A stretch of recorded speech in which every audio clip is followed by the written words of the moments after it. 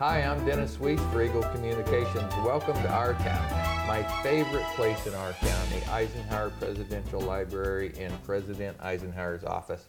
The guest we have today is Robert Edsel. Not your first trip to Abilene. You were here to talk about the Monuments Men 5 years ago. Yeah. Has it been 5 years already? 2010 whizzed by. Wow, that's amazing. Secretary Gates was here making remarks, and we had a nice joke about who had greater attendance, but it was great for everybody because it was a wonderful weekend. It just, the time flies, but it doesn't seem like 5 years, Mr. Edsel. I remember Secretary Gates' speech on the steps.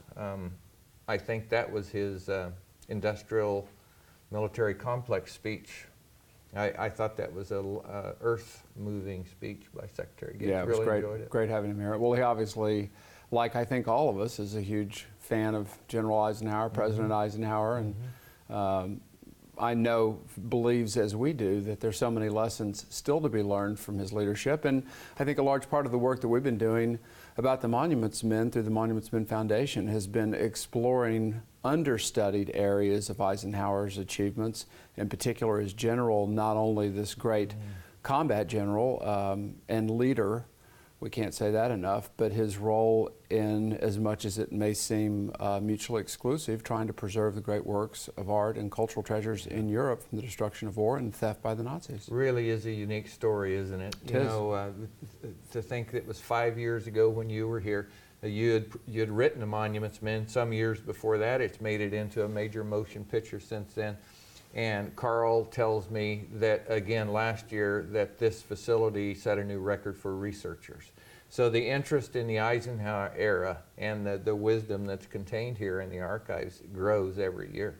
It's fascinating. It does, and part of that's due to the great job Carl and Tim Reeves and his staffs, their staffs do here, because they make it accessible, they make it really wonderful. And while obviously there are challenges in Abilene getting people to make the trek here, from a researcher standpoint, the ease of parking, the kindness of everybody, the familiarity with the staff here with their records is exceptionally high. So, and there are really no distractions, which as a researcher is quite an enjoyable thing. So it is a great place to go do research, and it's a treasure trove of things here. Wow, we should cut that into a commercial for Eisenhower Library for Researchers. Well Go done. to it. Well done. Go to it. Okay, so there's somebody sitting at home on TV yelling at the TV, what is the Monuments Men? Yep. So let's tell them what Well, you the Monuments wrote the book. Men are a group of men and women. The women, of course, didn't serve in combat. They were behind the lines, but they did make a very prominent appearance at the end of the war, working with the men on the post-war work I'll mention in a minute. So these are men, average age about 40. Many were married. Some had kids, grown kids practically. And they all had established careers as museum directors, curators, art historians, college professors, architects, painters, really ran the gamut. And they walked away from these extraordinary careers to volunteer for service. They really were of an age, and given their positions, it was highly unlikely they were going to be drafted. But they felt they had a contribution to make as this new kind of soldier, a cultural preservation officer, if you will, one charged with saving rather than destroying. And it was their idea, a man named George Stout, who was really the father of this idea, who was old enough, he'd seen service the last year of World War I, who realized that the great risk without proper planning was that in the course of trying to defeat Nazism, the United States would create a stain not just on the American army, but on the country that would last forever, inadvertently destroying all the great achievements of Western civilization in the process of working their way to Berlin. And plans were made to try and get this to President Roosevelt's desk, never an easy task even today. And he thought, that makes perfectly good sense, let's do it. And the effort had never been tried on a scale like this before. And these, it started off with an army of one, a guy named Mason Hammond, who was a classics professor from Harvard, who arrived in Sicily several weeks after the landings in July 1943. There were no more at any point in time than 40 monuments officers in all of Italy, but that happened really only at the end of the war. No more than 100 or so in Europe, excluding Italy, again happening pretty much the end of the war. So these guys are largely winging it. They're using their own resources and initiative to find ways within the bureaucracy of the Army to get this job done, and no one prepared for the surprises that the spring of 1945, 70 years ago, would reveal as we moved further into Germany, the discovery of thousands of salt mines and caves and castles filled with millions of cultural treasures, initially from German museums that had been hidden to protect them from Allied bombing, and then the discovery of so many hundreds of thousands of stolen objects. Right. You know, the preservation of cultural art had never been undertaken before on any organized scale. Maybe an individual had, but it's certainly never been the aim of a certain portion of an army, in a conquering army. And they were going into a place that was literally full of the treasures of the world. So. Well, I think the words that we would have heard from previous conquerors or generals about art was "go loot it," as a policy of the Army or as a way to compensate soldiers. This general, Eisenhower, enunciated the policy of the Western Allies, which was to the victors do not belong the spoils of war, and these things will be returned to the countries from which they were taken. We're talking about a sea change in the development of civilization, and that's why this moment in 1945 that we're celebrating today is historic for so many reasons, and now we're really learning more about another one to be celebrating, and that is the how of why we're able to go to museums and churches and other places throughout Western Europe and be lulled into thinking nothing ever happened because these places look like they always looked. But we know that they couldn't have been there then. Someone had to have moved them. Someone had to have protected them. Someone had to find them and take care of them until Europe got up off its back.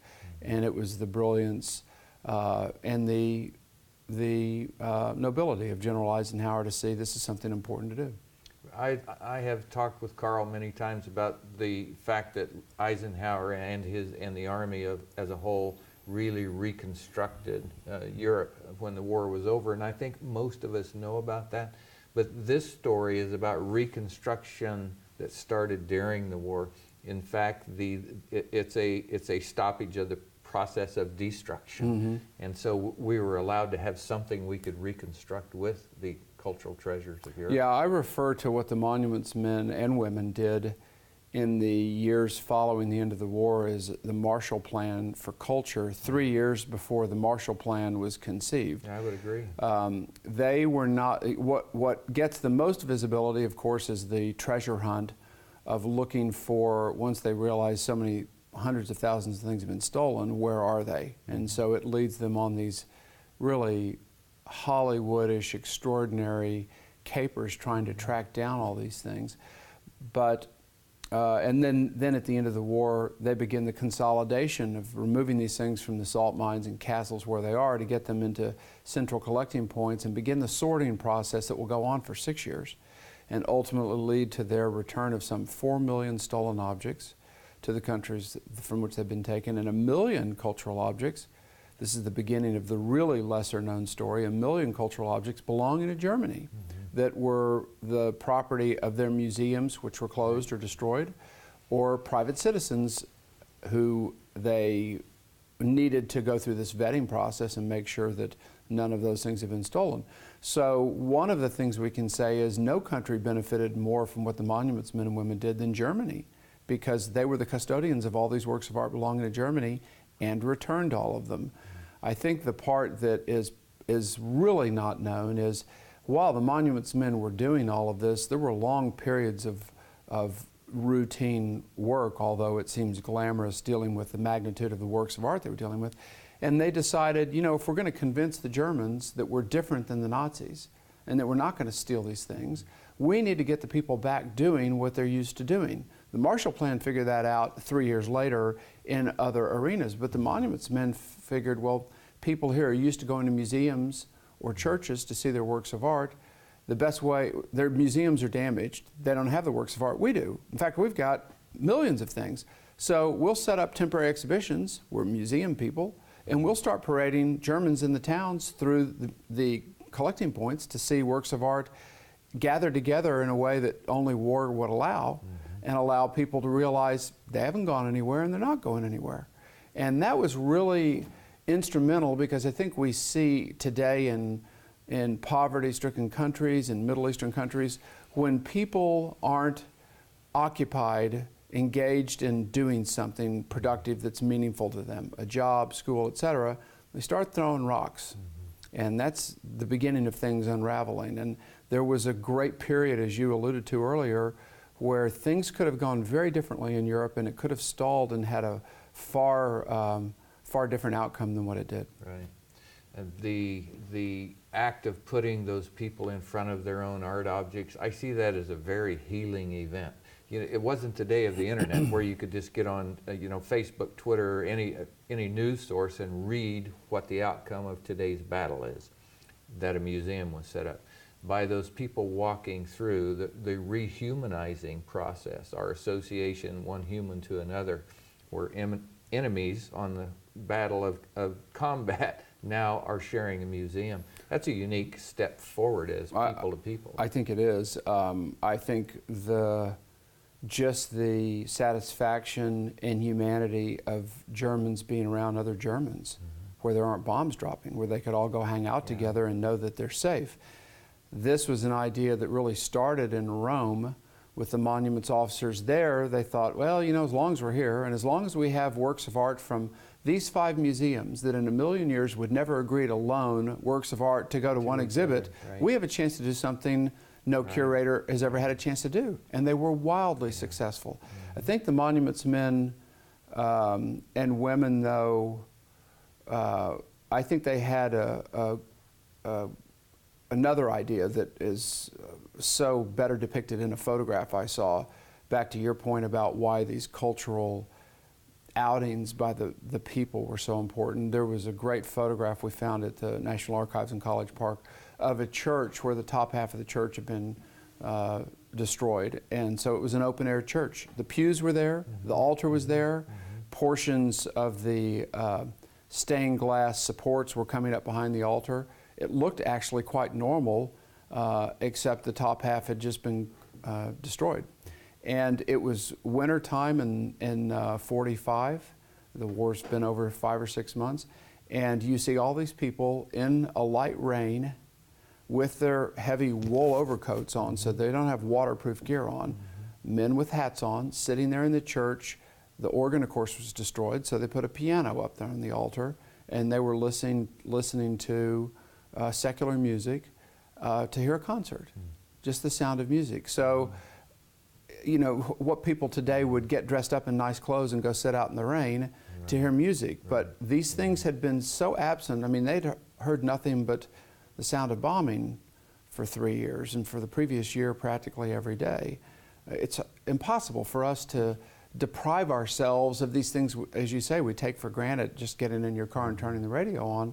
What a luxury it was for them. I look at economic development issues a lot, and I see communities around that are struggling with, our art's worth investing in. And I think of those days. If you need to see the value of arts on people, look at those days. You can see it very clearly in the process of healing the human spirit and bringing things back to normalcy. That was a starting point for many of those communities, is those events you described. I agree. Okay, what about some of the human stories? I've read some other authors who delve into where the art came from, the backstory, the human story. The Monuments Men doesn't focus on that. I read the book, excellent book, enjoyed it a lot. But with as many years of research as you put into it, you surely have come across many interesting stories about the people whose art ended up in other people's hands. Well, we had a story just this week of returning 5 paintings from 2 different discoveries that we announced at the State Department on Tuesday. Paintings that were taken by people we can't say for certain, but they ended up in the hands of American soldier, an officer, Major Oftebro, in one case, paintings that were at a salt mine near the town of Dessau in what would be East Germany, that had been hidden there to protect their works from Allied bombing. Again, the whole story running in reverse now.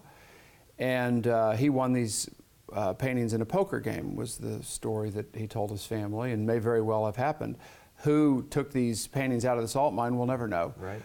And he's since passed. And then the other two pictures came out of a castle north of Frankfurt that was commandeered for an American Officers Club, and a number of things disappeared from there. And a woman who worked for Special Services Library Branch bought them off a soldier for 20 bucks. So we have a toll-free number, the foundation does, 1-866-World-War-II-ART, WWIIART. It's 866-994-4278, that we're doing something no one's ever thought of doing. That is going out to the general public and asking them for their help in finding these things. We don't care how it got back to the United States. We don't care whether a soldier took it. We don't care whether they shipped it home, whether they bought it from somebody else, whether they swapped it with a Russian. It's irrelevant at this stage. What is important to know is that these things can't be sold. They're part of the cultural property that General Eisenhower and all of his generals issued order after order prohibiting the removal of cultural treasures. They have legal status. Well, they do, and there are all sorts of adverse consequences to sell anything like that. Aware that it's been taken is to violate the National Stolen Properties Act, and no one wants to do that. What we find is that people say to us all the time, we've had it all these years, we've wanted to know what to do with it, we didn't know who to call. Right. We were concerned about calling someone and telling them we had it. The foundation's returned, I don't know, 20 or 25 things so far, from library books belonging to the University of Naples Library a few years ago to important albums that belonged to Hitler that were taken from Berchtesgaden. Those we donated to the National Archives at College Park. Other things that have gone to the Deutsches Museum in Berlin. So it was great to see these paintings, and I just want to add, back to your point about the human element, when we contacted, and I personally went to Dessau to meet with their museum director, their researcher, their custodian of the records, has worked there for almost 50 years since she was a young woman, through all the years of East German rule. And there were 250 or so paintings from that museum collection that disappeared during the war. Again, no one knows who's taken them. None have showed up until we found these three. Really? And she was in tears. Wow. And she said, this is the most significant day of my life. We've sat here and we've taken care of these records. We're a poor town. We can't keep the museum open all the time. People need their museum, back to what you said. And the shot of encouragement and hope that it's bringing to this community now, this story's been on the front page of their paper for several days. It's going to be a big deal when the paintings go home. So it's hard for us sometimes as Americans to understand why three paintings could have such an impact on a town. But it's not hard to explain it to people when you see that kind of human impact. I want to take you a bit of a segue. The human element, we both understand. What puzzles me is what we're seeing today and the seemingly lack of reaction to it. You know, the Third Reich was simply stealing art for its own purposes. Very little was destroyed on purpose anyway. But we are seeing other great historical treasures in the Middle East destroyed today, day after day after day after day. And the Monuments Men, it still remains the last great work about this topic. And I would think we'll look back someday and think of these days of cultural treasures in the Middle East disappearing as a tragedy. Well, it is a tragedy, and it was to some degree preventable. And that will be the nature of my remarks tonight, preserving the past, what will be our legacy. And General Eisenhower, through his endorsement of the work of the Monuments Men and Women and their remarkable legacy left to us, is about as unblemished as it can get, and it truly is a series of remarkable achievements. At that same point in time, the fact that now we're all these years down the road and we have you know, we are seeing what's taking place, and it's very, very distressing to us and to other people, what the things that have happened in place. So what's happening overseas, in my view, is the monuments men stood for preventative measures. Right. They certainly were on the fly once they got over there trying to respond to things, but they had a plan. They had the right people in place. They knew what they were going to do when they got there. They tried to anticipate everything that could come up. The Army, in its bureaucratic ways, didn't provide much help, but neither did they get in the way of them doing their job. Right. And they had the support of the Supreme Allied Commander, who made this a priority. That has been noticeably lacking here. In Syria and in Iraq, yes, everybody today is expressing outrage, but outrage isn't a weapon.